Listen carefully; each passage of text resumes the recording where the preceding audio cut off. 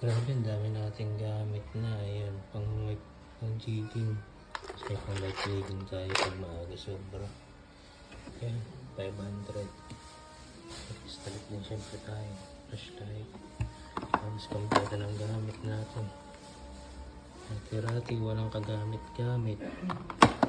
Yung na-addict nga po, ayan, pang casting. Naka-ready lang siya. Kapag talagang walang magawa. Yung mga jigs po natin. Ayan. Hindi pa natin nagagamit yung iba. Siyempre mga pang accessories. Ayan. Ito yung nakagawa ng jigging na reel.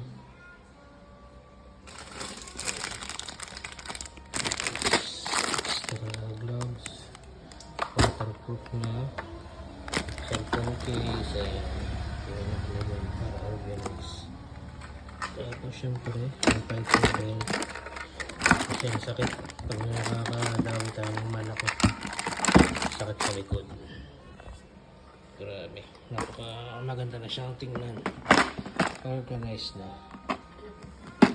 Dali na siyang ito po, controlling. Wala pa nahuhuli.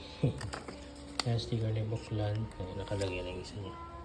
Kaya works. Yan madalas sa binibilahan.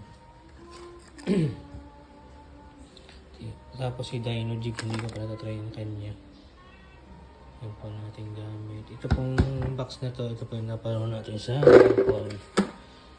Grabe, dami ng gamit. Yan lang po. Setup pa lang po yan sa wala pa po dyan yung rod at saka yung ibang reel natin.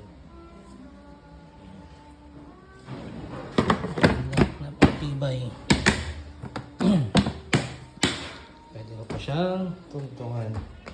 Walang alanlangan. Nasa 70 kilos po ako pero walang pakiramdam na mabubutas.